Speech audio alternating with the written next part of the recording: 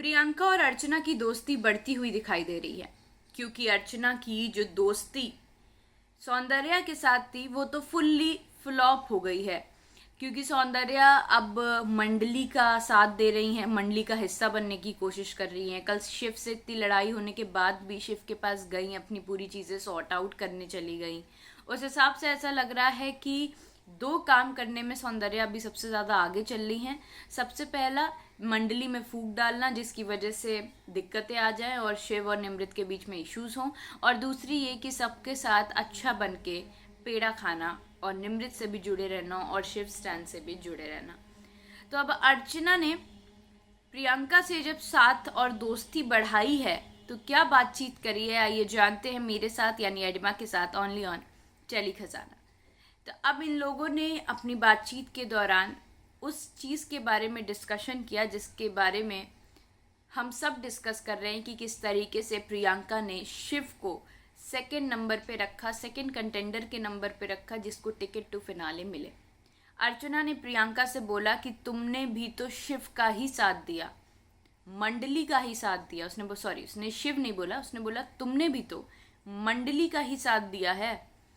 तो उस पॉइंट पे प्रियंका ने अपना पूरा एक्सप्लेनेशन दिया है। उन्होंने कहा है कि मैंने शिव का साथ दिया है, मैंने पूरी मंडली का साथ नहीं दिया है, ना मैं उनका सपोर्ट करती हूँ ना मैं उनके अगेंस्ट हूँ। मुझे शिव का पॉइंट ऑफ व्यू एकदम सही लगता है, वो सही चीज़ों पे बात करता है और उसकी इंडिविजुअलिटी दिखती है, इसलिए मैंने शिव का नाम लिया। तो ये बातचीत हो रही है, लेकिन मुझे अभी अर्चना का भी गेम बहुत ही ज़्यादा क्लियरली समझ नहीं आ रहा है, क्योंकि अर्चना डोल रही हैं।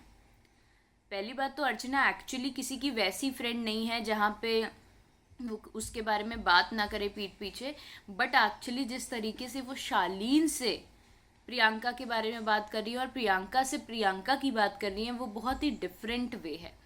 अभी अर्चना भी ऑब्वियसली गेम खेल रही हैं, प्रियंका भी गेम खेल रही हैं। किस तरीके से उन्होंने शालीन को सखी का वो दे के टैग देने के बाद भी उनकी छोटी छोटी चीज़ों को, जो कि छोटी नहीं होती है घर पे रहने के टाइम पे, वो चीज़ें बहुत बड़ी लगती हैं, उनकी छोटी छोटी चीज़ों को उन्होंने पॉइंट आउट किया, उनको समझाने की कोशिश करी।